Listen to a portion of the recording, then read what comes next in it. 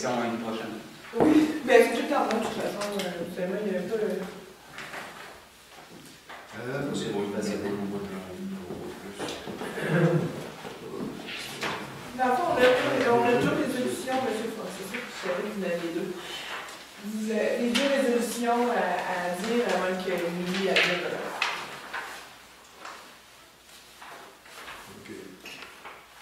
C'est Simon qui va faire la place. Par contre, notre introduction, on ne l'a pas écrit nulle part. Oui, ici. OK. Alors, c'est qui à faire? Simon. Simon? OK. Alors, bonsoir tout le monde.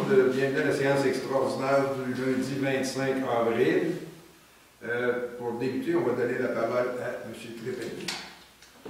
Nous, membres du Conseil municipal de Sainte-Christine d'Auvergne, nous engageons à agir en honnêteté et intégrité, dans le respect des lois qui nous gouvernent et à prendre des décisions en toute impartialité pour les intérêts des citoyens et citoyennes de Sainte-Christine d'Auvergne, tout en assurant une saine gestion de la municipalité et de son développement. Alors, le point 2, c'est la lecture et l'adoption de l'ordre du jour. 3, c'est l'adoption du règlement numéro 263-22 édictant le code d'éthique et de déontologie des employés municipaux de la municipalité de Sainte-Christine d'Auvergne. 4, c'est le règlement d'aide de la voirie locale de la part du ministère des Transports du Québec, le MTQ. 5, c'est la présentation et le dépôt du rapport d'auditeur indépendant et des états consolidés pour l'exercice terminé le 31 décembre 2021. 6, c'est l'adoption du rapport de l'auditeur indépendant et des états consolidés pour l'exercice terminé le 31 décembre 2021. Le point 7, c'est période de questions. Nécessairement que la période de questions de cette séance porte exclusivement sur les points à l'ordre du jour. 6, c'est la levée de l'Assemblée. 8, levée de l'Assemblée. Ah, oui. C'est ce qui est écrit.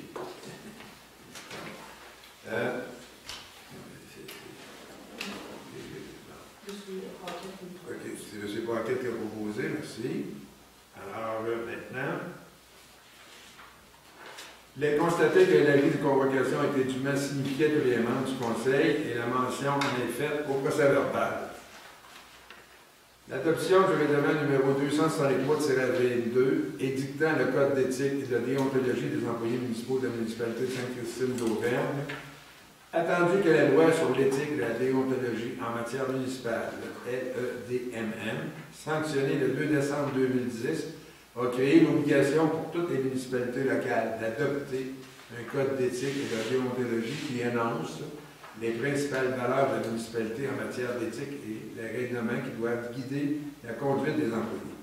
Attendu que la loi modifiant la loi sur les élections et les référendums dans les municipalités, la loi sur l'éthique et la déontologie en matière municipale et diverses dispositions législatives, communément appelées le PL 49 et sanctionnées le 5 novembre 2021, exigent l'ajout d'une règle relative à la réception d'un don ou un avantage pour un employé.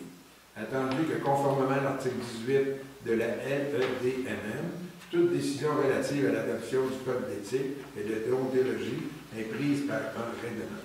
Attendu qu'un avis de motion a été donné à une séance du Conseil tenue le 11 avril 2022. Attendu que l'adoption a été précédée de la présentation du dépôt d'un projet de règlement en date du 11 avril 2022, ainsi que d'une consultation des employés sur le projet de règlement qui s'est tenu le 12 avril 2022. Attendu que, conformément à l'article 12 de la dite loi, un avis public contenant un résumé de projet de règlement a été publié le 14 avril 2022. Attendu que le Conseil juge opportun, essentiel et d'intérêt public de se conformer aux exigences de la loi par la modification du code d'éthique et de déontologie des employés de la municipalité.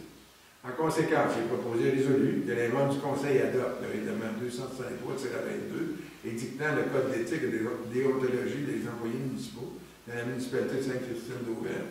Madame Michel. Programme d'aide à la voirie locale, volet entretien du réseau local, le PAVL ERL de la part du ministère des Transports du Québec, le MTQ.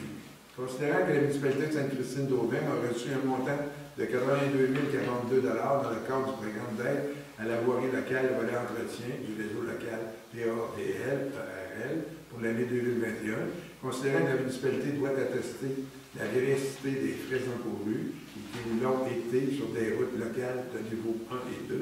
Il est donc proposé et résolu que la municipalité de Sainte-Christine-d'Auvergne atteste que les dépenses de fonctionnement admissibles de 267 503 ont été réalisées pour les routes locales de niveau 1 et 2, telles que décrites lors du dépôt du rapport financier 2021. Monsieur Simon Totani. Présentation et dépôt du rapport de l'auditeur indépendant et des états consolidés pour l'exercice terminé le 31 décembre 2021. Madame Émilie Bainville, on va éviter de s'asseoir ici. Du bureau de comptable Aguilé de Carl-Bilbo Incorporé, procède à la présentation du rapport de l'audit indépendant sur les états financiers consolidés et du rapport financier consolidé 2020. 2020 ou 2021? 2021, pour la municipalité de Sainte-Christine-d'Auvergne. M. Raymond Francoeur invite les membres du conseil à formuler leurs questions à l'auditeur. Alors, on vient de là. Parfait. Parfait. Donc, je vous dirige immédiatement à la page numéro 1 du sommaire de l'information financière. Donc, la colonne qui nous intéresse, c'est la colonne numéro 3 au niveau des réalisations 2021 pour la municipalité. Donc, revenus de fonctionnement pour 2021, 1 717 827. Les revenus d'investissement qui sont en lien avec les immobilisations, 202 346 pour un grand total de 1 920 173. Au niveau des charges de fonctionnement de l'exercice, nous en avons pour 1 967 894. De ces deux montants-là, on va voir le détail plus loin dans les pages suivantes. Ce qui fait en sorte que nous avons un déficit de l'exercice avant ajustement de 47 721. Donc, pour se ramener à un excédent de fonctionnement de l'exercice à des fins fiscales, on doit faire les ajustements suivants. Donc, on vient réduire les revenus d'investissement de 202 346, qui donne un déficit de fonctionnement de l'exercice de 250 067. Et les éléments qu'on vient pour ajuster, c'est qu'on vient ajouter l'amortissement des immobilisations qui se retrouvent dans les charges de fonctionnement pour 376 792. On vient également appliquer le remboursement de la dette pour 59 000 pour l'exercice 2021. Et on vient appliquer les affectations, donc au niveau des activités d'investissement qui ont été payées à même les revenus. Nous en avons utilisé pour 141 657 et nous avons utilisé des surplus accumulés de 350 004 pour un effet sur l'excédent de fonctionnement de l'exercice de 276 072 $. À la page suivante, ça retrouve à être le bilan de la municipalité de Sainte-Christine, donc d'Auvergne. Donc, au niveau de la colonne 2, pour la réalisation 2021, nous avons de la trésorerie pour 293 292. Au niveau des débiteurs, 1 475 000. Ici, ça retrouve en majeure partie des subventions qui sont à recevoir au 31 décembre et un 500 $ au niveau des placements à long terme pour 1 298 267. Au niveau des passifs de la municipalité, nous avons une dette à long terme de 1 597 100. Et au niveau des autres passifs de ce montant-là, dans 317 985, on retrouve les comptes à payer au 31 décembre, ainsi que les fonds de carrière sablière et les fonds de parc, qui, à eux deux, représentent environ 115 000 $. Donc, au 31 décembre, nous retrouvons donc une dette nette de 616 818. Donc, toutes les municipalités se retrouvent dans cette situation. C'est vraiment, on emprunte à long terme pour financer des immobilisations. Et ces immobilisations-là se retrouvent dans la rubrique suivante au niveau des actifs non financiers pour un montant de 6 160 358 et un petit 212 $ au niveau des frais payés d'avance. Donc, au niveau des excédents accumulés au 31 décembre, pour des excédents non affectés de 337 938. Au niveau des excédents affectés, on a un montant de 108 087 $. On retrouve le détail à la page, dans le bas de la page, qu'on va voir tout à l'heure.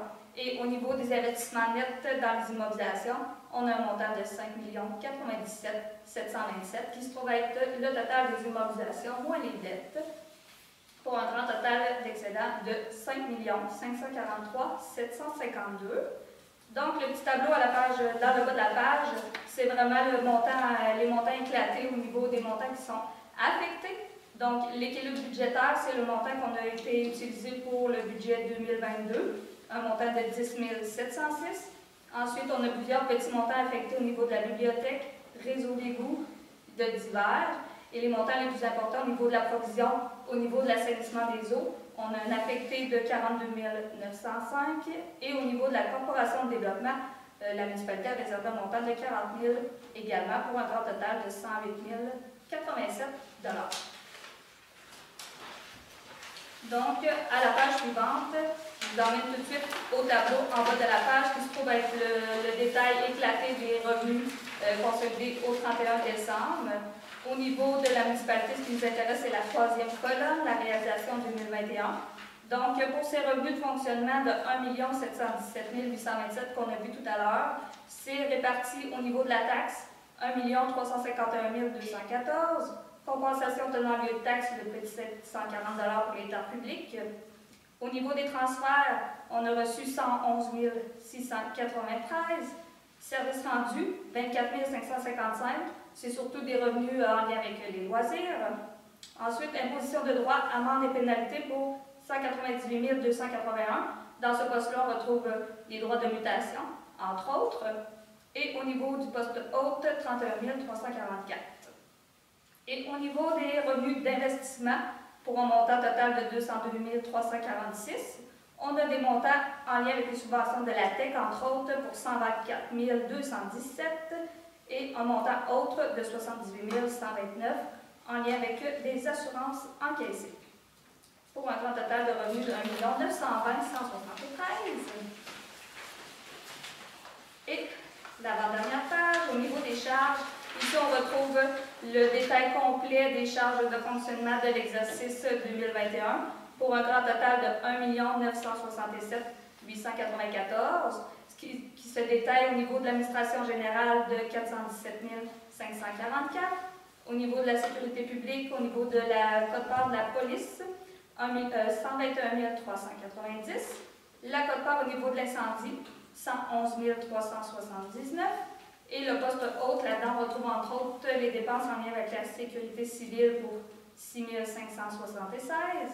Au niveau du transport, les dépenses qui ont été engagées au niveau de la voirie, réseau routier, 694 611. Au niveau du transport collectif, qui est entre autres la quote-part, 3 067 $. Au niveau de l'hygiène du milieu, eau et égout, 83 036. Matières résiduelles, 90 429. Et au niveau du haut, qui se trouve en les cours d'eau, 1 533 $. Au niveau de l'urbanisme, on a des dépenses engagées pour 74 295, promotion et développement, 13 542, et autres, 43 918.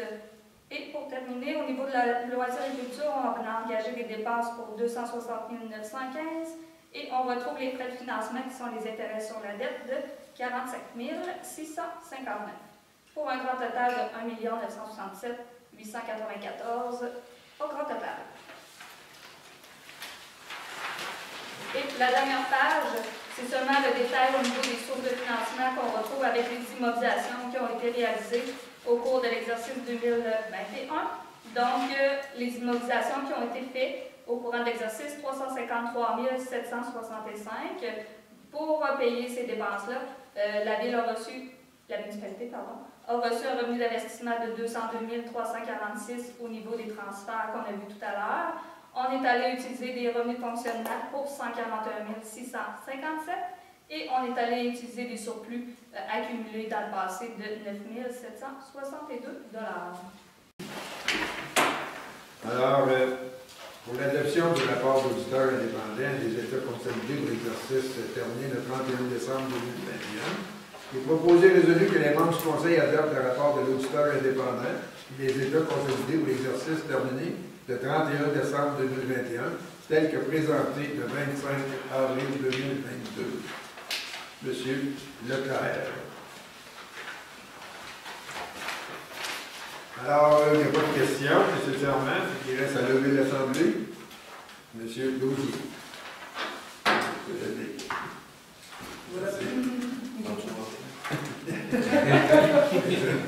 Merci, au revoir.